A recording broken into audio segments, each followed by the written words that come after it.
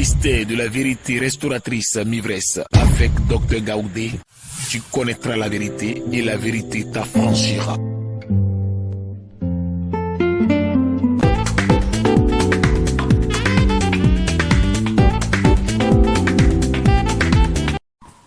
Est-ce pourtant que Dieu a détruit le jardin d'Éden? Non. Dieu l'a caché à l'homme. Voilà le secret de la vie maintenant. La bonne partie que Dieu avait réservée pour toi, à cause de la désobéissance, Dieu l'a cachée. Mais tu dois chercher maintenant. Tu dois chercher par rapport aux sanctions, aux 3 sanctions que Dieu a prononcées. Tu es une femme, il y a une sanction. Tu es un homme, il y a une sanction. Dieu, tu vas chercher maintenant. Et c'est pourquoi nous cherchons. Nous allons à l'école, c'est payé jusqu'à l'université, fini. C'est une manière de chercher notre jardin d'Éden, le lieu d'aisance.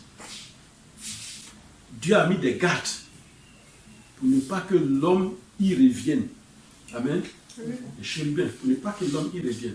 Alors toi qui m'écoutes, où est ton jardin d'Éden?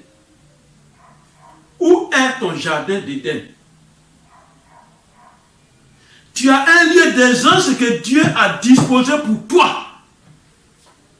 Et cette lutte que tu fais sur la terre, cette démarche, cette souffrance que tu vis, c'est parce que tu es en train de partir vers ton lieu d'aisance. Et quand tu vas arriver à ton lieu d'aisance, tu vas reconnaître que ce lieu-là est vrai, que tu as souffert pour arriver à ce lieu. Si Dieu te le redonnait gratuitement, rapidement, tu n'allais pas connaître que Dieu est Dieu. Amen. Amen. Amen. Tu as un lieu d'aisance qui est caché. Il est disposé, il est quelque part. C'est par rapport à ta vie, c'est pour ta vie. Pourquoi est-il caché ce lieu? Pourquoi ne le vois-tu pas? Pourtant, c'est ta vie. Amen. Pourtant, c'est ta vie. On fait commerce, on fait tout, on va à l'école, on est directeur, on est tout. C'est pour rechercher le lieu d'aisance.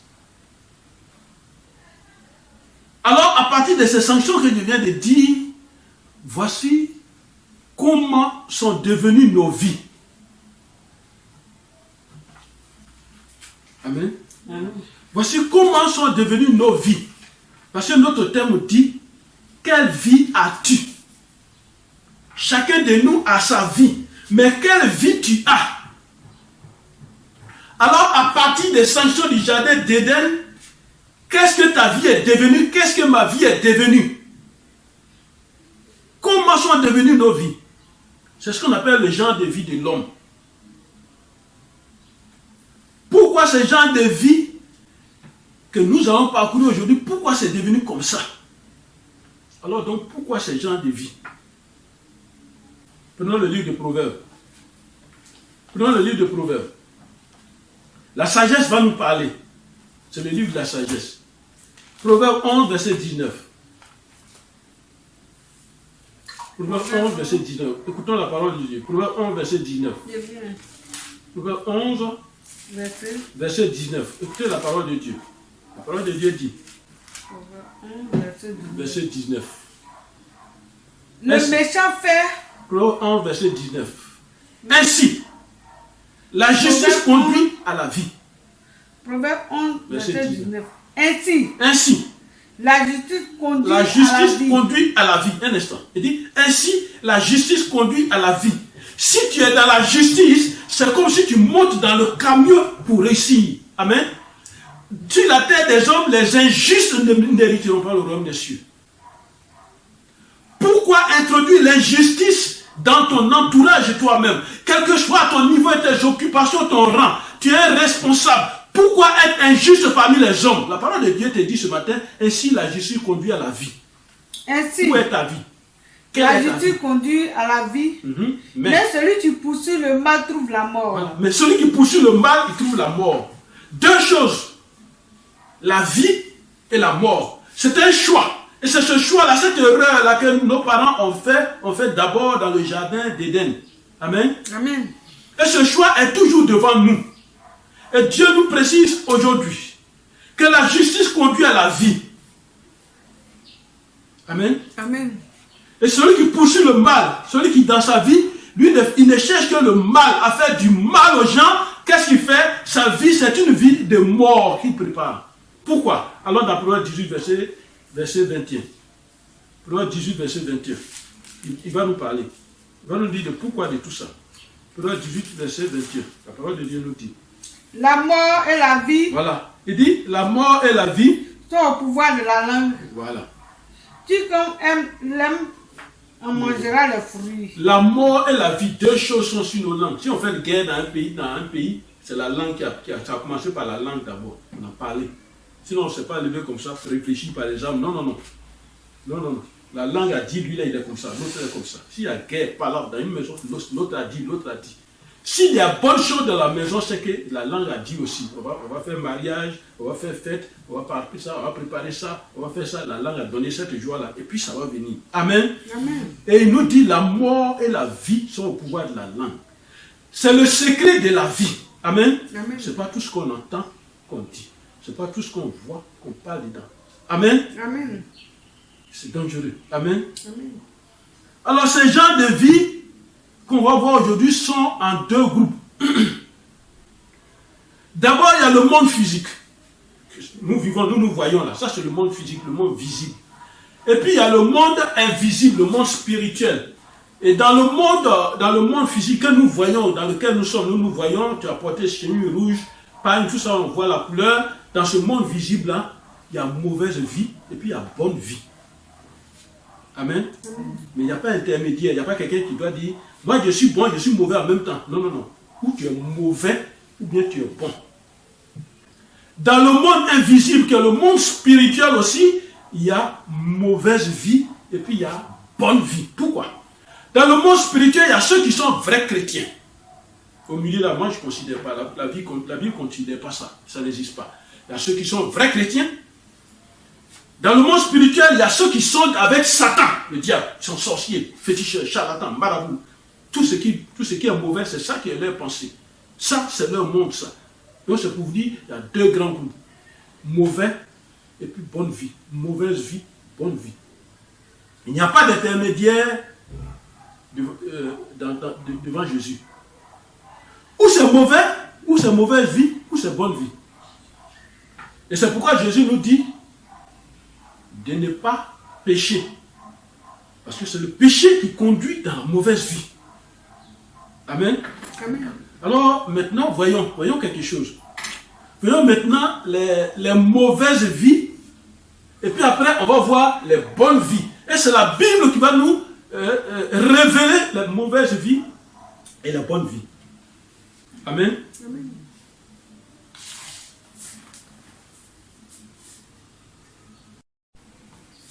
Amen. Voyons les mauvaises vies.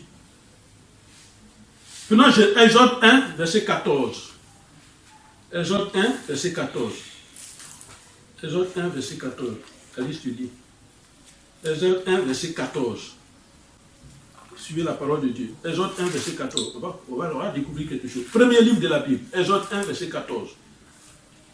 Je vous laisse le temps de chercher. Il leur rendit la vie amère par des rudes travaux en argile et en briques. Et par tous les ouvrages des champs. Et c'était avec cruauté qu'il leur imposait toutes ces charges. Amen. Amen. Regardez, on est en train de parler de mauvaise vie. On dit quoi? Quand le peuple d'Israël était en esclavage en Égypte, était en Égypte, qu'est-ce que Pharaon a fait? La Bible dit, il leur rendit la vie amère. Comment? Par des rudes travaux en argile et en briques, et par tout ouvrage des champs, et c'était avec cruauté. C'est-à-dire, dans cette partie-là, on parle de la vie amère. Quelqu'un peut avoir une vie amère, c'est-à-dire, tout est difficile dans sa vie. On ne sait pas qui lui a donné ce poids, alors il faut qu'il fasse comme ça. C'est dur, c'est amer, c'est une vie amère. Et c'est ce que la Bible dénonce. Et c'est Pharaon qui a rendu les enfants de Dieu, Israël, c'est lui qui nous a rendu la vie amère. Mais toi qui me couches ce matin, qui a rendu ta vie amère? Qui a rendu ta vie amère? Amen. Allons dans Exode 4, verset 19. Exode 4, verset 19. Exode 4, verset 19. La parole de Dieu dit. Exode 4, verset 19. La parole de Dieu dit. L'Éternel dit à Moïse. L'Éternel dit à Moïse. En mendiant. En mendiant. Va, retourne en Égypte. Retourne en Égypte. Car tous ceux qui en voulaient à ta vie sont morts. Voilà. Deuxièmement, il dit, retourne. Tous ceux qui en voulaient à ta vie. Mais comment est ta vie? Les gens en veulent à ta vie. C'est ta mort en chair. Les gens en veulent à ta vie. Quand on dit les gens en veulent à ta vie, ça veut dire ils vont entreprendre tout ce qui est mauvais pour porter atteinte à ta vie.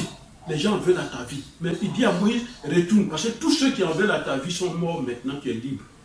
Amen. Il y a des gens qui en veulent à ta vie. Et puis tu dors sur ta vie. Et tu regardes ta vie. Les gens en veulent à ta vie. Tu dis qui en veut à ma vie. Mais toi, tu ne sais pas. Dans le monde spirituel, ce que tu es, ça énerve les gens. Amen. Amen. Ce que tu as, ça énerve les gens. Amen. Ce que tu fais, ça énerve les gens. Amen. Les moyens que tu as, ça énerve les gens. Amen. Là où tu habites, ça énerve les gens. Amen. Ils en veulent à ta vie. Amen. Amen.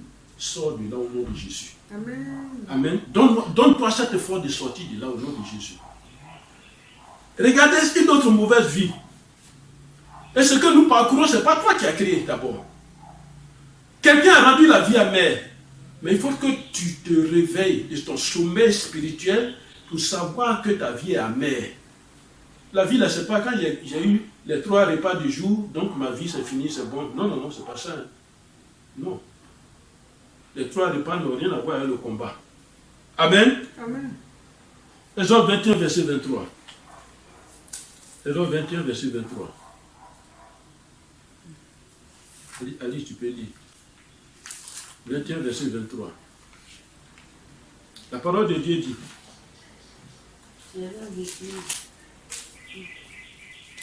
Il dit, mais s'il y a un accident, s'il y a un accident, tu donneras vie pour tu donneras vie pour vie pour vie. Qu'est-ce que ça veut dire? Tu donneras vie pour vie. C'est-à-dire, si ton enfant est ministre et qu'on l'a tué, toi aussi, ton enfant, tu dois t'arranger pour que ton enfant soit ministre, on va le tuer aussi. Vie pour vie. C'est-à-dire, toi, ta vie est comme ça, vie pour vie. Tu n'as pas ta vie toi-même. Où est ta vie? Et ta vie est devenue vie pour vie. Ta vie est devenue commerce dans le monde satanique. Ton mariage pour mariage.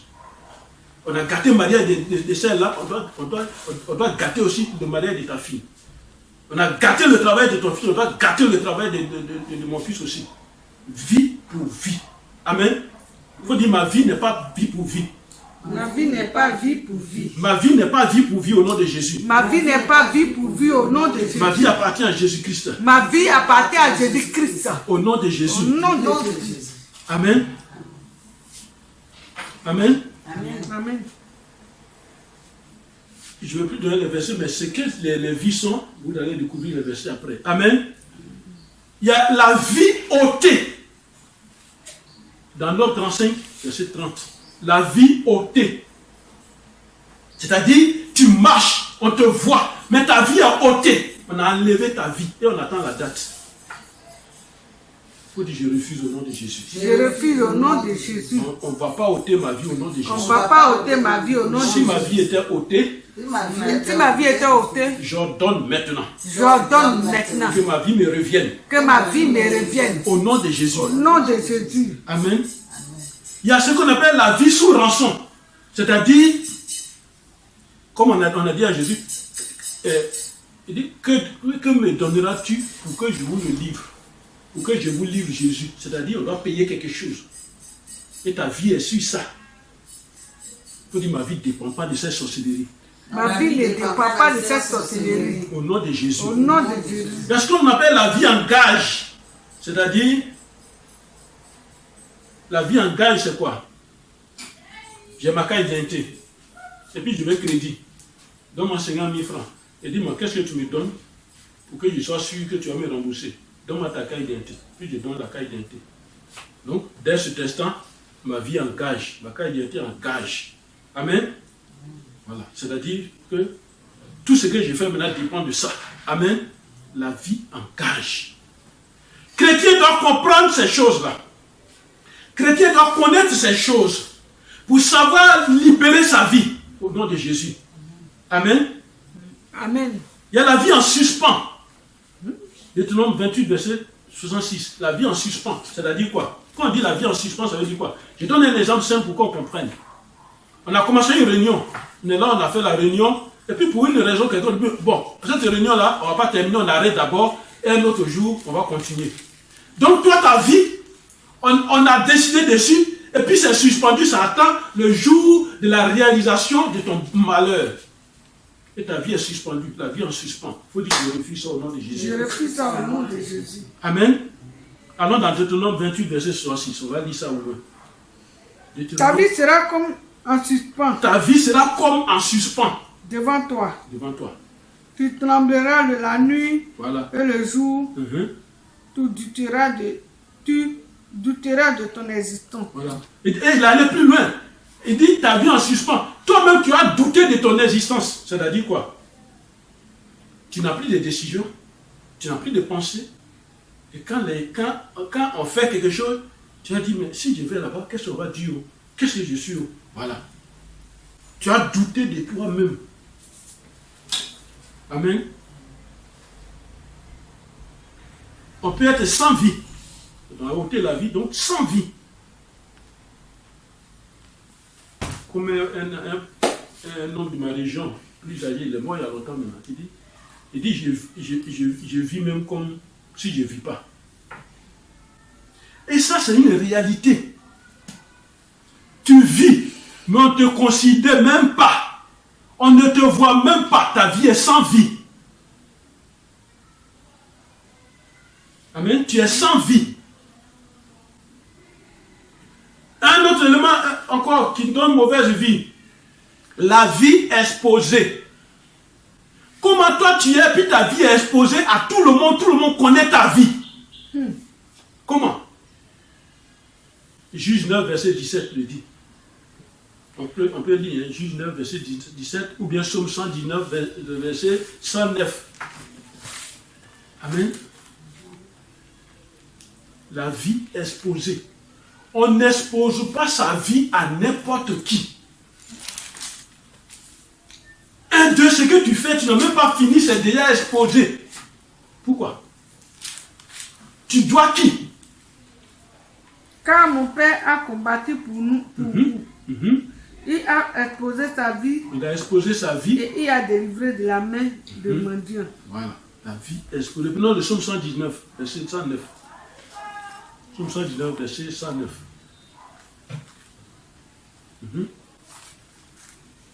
Psaume 119, verset 109. Psaume 119, verset 109. Lisez la parole de Dieu. Ma vie est continuellement exposée. Ma vie est comment? Est continuellement exposée. Et je n'oublie point ta loi. Voilà, et je n'oublie point ta loi. Ma vie est, il dit continuellement, ça dit toujours, ma vie est exposée. Je ne sais même pas, on dit, oh, mais non, même ministre, ce n'est même pas sorti, ça y est déjà au village partout. Mais qui a dit?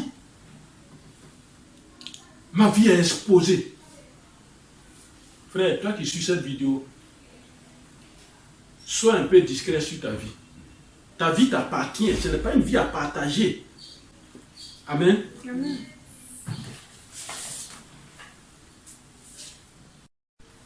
Amen. Après la vie exposée, il y a la vie reprise. Et qui t'a donné, puis il reprend ta vie. Nos vies appartiennent à Jésus. Et c'est Jésus, c'est Dieu qui est capable, qui a le pouvoir de reprendre la vie. Mais pourquoi on t'a pris la vie? Pourquoi c'est un sorcier qui va nous prendre la vie, qui va nous reprendre la vie? Quand on dit reprendre, ça veut dire la donner, puis il prend encore de nouveau. Pourquoi? Jusqu'à verset 19. La vie recherchée. C'est-à-dire, toi, on recherche ta vie. Partout tu peux, on recherche ta vie. Parce que tu as donné, tu as ouvert la porte pour qu'on recherche. On peut chercher ta vie. L'ennemi, c'est le combat, il existe toujours. On va chercher ta vie. Mais qu'on ne la trouve pas au nom de Jésus. Amen. Parce qu'il a dit, nous sommes morts et nos vies sont cachées en Christ. Amen. Hein? C'est que toi, tu n'es pas encore, on parle de mort, c'est pas mort qu'on envoie au cimetière. Non. Toi, c'est-à-dire, tout ce que tu avais, tout ce à quoi tu faisais confiance dans le monde, quand tu viens en Jésus, tout ça là, c'est mort maintenant. Et puis cette nouveauté de vie, ta nouvelle vie dit que tu es mort et ta vie là est cachée en Christ. Et moi Jésus dit, qui peut me ravir mes brebis de mes mains? Qui peut m'arracher quelqu'un qui est dans ma main? Amen. Amen. La vie entêtée. On te dit, la vie entêtée, on te dit, il ne faut pas faire ça. Toi, tu vas faire forcer. Et puis, tu vas te casser la figure. Il ne faut pas faire ça. Tu vas faire forcer. Tu vas te casser la figure. Ce que Dieu dit de ne pas faire, tu vas faire. Ça, c'est une vie entêtée. Il est têtu. Il veut faire forcer. Amen. La vie en péril. C'est-à-dire, tu t'en vas là. C'est toi seul. Les accidents sont prévus. Hein? Ton pied va cogner caillou, c'est toi qui vas cogner ça, c'est toi qui as cette poisse-là. La vie en péril. Amen. Amen. On a déjà parlé de vie pour vie, c'est-à-dire la vie répond d'une vie. On a déjà parlé de ça. Amen. Amen. La vie coûte. Job 14, verset 1, on va lire. La vie coûte. Job 14, verset 1. La vie coûte. Job 14, verset 1. La parole de Dieu dit, l'homme né d'une femme, sa vie est courte, sans cesse agitée. La vie coûte, c'est-à-dire, tu vas mourir jeune, tu meurs jeune, c'est pas normal. Amen. Mais nous sommes dans un monde qui a créé cette situation-là. Alors, toi, chrétien qui m'écoutes, tu dois prier contre la vie courte. Amen. Parce que Dieu n'a pas ordonné ça. Nous avons déjà parlé de la vie exposée. On a déjà parlé de ça. Amen. La vie dans l'angoisse. Job 15, verset 20. Pendant que je parle, vous pouvez fouiller pour Job 15, verset 20. La vie dans l'angoisse. C'est-à-dire tout le temps, toi tu es angoissé. Ton cœur là Le méchant passe dans l'angoisse tous les jours de sa vie. Voilà. Tous les jours de sa vie, il passe dans l'angoisse. La vie toutes les années, tu sont le partage de l'empire. De l'impie, pardon. De l'impie. Amen. Amen. Amen. Amen. La vie dispersée. La vie dispersée. Pourquoi la vie est dispersée? Voyez, spirituellement, le sable là, représente quelque chose. Dieu seul peut compter le sable. C'est quoi il dit? Lui-même, il dit, le sable qui est au bord de la mer, lui-même, il connaît le nombre des grains, quelle que soit la petitesse. Amen. Les cheveux qui sont sur notre tête, il connaît le nombre. Nous, on ne connaît pas. Amen. Amen. La vie dispersée, pourquoi? Jean 24, verset 22, le dit. Jean 24, verset 22. La vie dispersée, ça veut dire quoi? Quelqu'un peut prendre le sable, parler dessus, dire à ton nom, et puis asperger ça. Tant que tu n'as pas regroupé tous ces grains-là, tu ne vas jamais réussir. Regardez ces incantations fortes. Tant que tu n'as pas regroupé tous ces grains, ça veut dire que toi, ta vie est dispersée. Il dit, je refuse ça au nom de Jésus. Je refuse la vie dispersée au nom de Jésus. Je refuse la vie dispersée au nom de Jésus. Job combien? La vie dispersée, Jean 24, verset 22.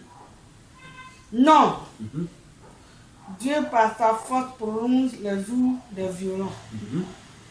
Et la voilà debout dans une dispersée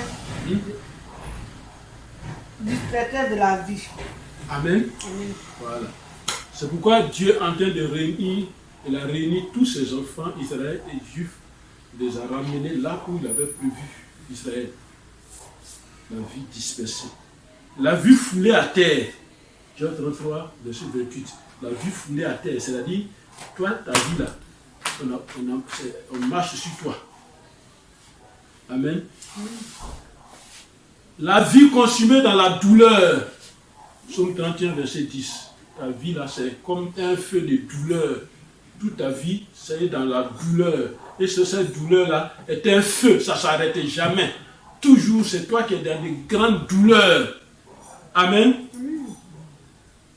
Alors, on va terminer sur cette vie, mais c'est un long enseignement. Toutes ces vies-là, on va les citer. Et puis, après, passer par la bonne vie selon que la Bible a dit. Tout ce que j'ai dit, c'est ce que la Bible dit. Hein. Donc, la bonne vie, on va voir ça prochainement, la bonne vie. Mais avant de terminer, il y a une vie qu'on appelle la vie comme un rien. La vie comme un rien. Psaume 39, verset 5-6. La vie comme un rien. La vie comme un rien. La vie comme un rien. C'est-à-dire, tu vis comme un rien. Psaume 39, verset 5-6. Psaume 39, verset 5-6. Éternel, dis-moi, quel est le thème de ma vie? Il dit, Éternel, dis-moi, quel est le thème de ma vie? Quel est le thème de ma vie? C'est-à-dire, ma vie, la représente quoi? Quelle est la mesure de mes jours? Quelle est la mesure de mes jours? Que je sache combien je suis fragile. Voici, tu as donné à mes jours la largeur de la main, et ma vie est comme un rien devant toi. Ma vie est comme un rien devant toi. Il dit, quel est le terme de ma vie? C'est-à-dire, quelle est la fin de ma vie? C'est quoi? Il dit, Éternel, dis-moi, quelle est la fin? Quel est le terme? Ma vie, à quel terme? La fin de ma vie, c'est quoi? Quelle est la mesure de mes jours? C'est-à-dire, tu as mesuré mes jours là, c'est combien? Que je sache combien je suis fragile. Dis-moi au moins, qu'est-ce qui fait que je suis trop fragile? Mouche pas seulement, je suis touché. Mouche fait vous seulement, je n'ai pas lu déjà. Dis-moi pourquoi. Voici, tu as donné à mes jours la largeur de la main. Et ma vie est comme rien devant toi. Une vie comme rien. Amen. On donne ces connaissances pour que chacun sache prier. Ma vie est comme rien. Seigneur, change ma vie. Amen. Amen. Il y a une qu'on appelle la vie errante. Somme 56, verset 8. La vie errante. C'est-à-dire que toi, tu es fait pour être vagabond, pour te promener seulement. Ça, c'est la vie errante, ça. On a mis ça sur toi. Tu dois te promener seulement. Tu dois te promener. À quel moment tu vas finir de te promener, puis te rappeler que tu as une vie. La vie errante. Il dit, comme il a dit à celui qui a tué son frère, c'est Caïn qui a tué, c'est Abel qui a tué Caïn. Il a dit, tu seras errant et vagabond. La vie errante. Psaume 56, verset 8. Amen. Amen. Amen. Voilà. Alors, voilà où on va s'arrêter aujourd'hui pour la mauvaise vie. Alors, si tu as écouté ces paroles, tu as compris. Le ministère de la vérité restauratrice te dit, toi qui as suivi et qui suis cette vidéo, le ministère de la vérité restauratrice a pour mission de te dire la vérité qu'on t'a cachée depuis longtemps. Et quand tu connais cette vérité, toi-même, tu peux prier et ta situation va changer. Aujourd'hui, tu connais une partie des mauvaises vies et tu sais d'où ça vient et comment ça a été fait. Amen. Amen. Mais il y a quelqu'un qui s'appelle Jésus-Christ de Nazareth qui te promet la vie abondante. Amen. Alors, soit dans cette procédure, soit dans cette parole, termine cet enseignement avec nous et tu auras la gloire de Dieu dans sa vie au nom de Jésus. Amen. Que Dieu soit avec toi. Amen. Maintenant, je prie pour toi. Père, voici ton enfant, il a écouté ce message. Jésus, que toutes ces mauvaises vies, ces mauvaises choses dans sa vie soient ôtées au nom de Jésus. Amen. Que sa vie devienne normale. Que sa vie perdue revienne au nom de Jésus. Amen. Sois avec lui. Glorifie ton nom pour qu'il sache qu'il a un vrai Dieu. Agis, papa, au nom de Jésus. Amen. Amen. Merci, Seigneur. Merci.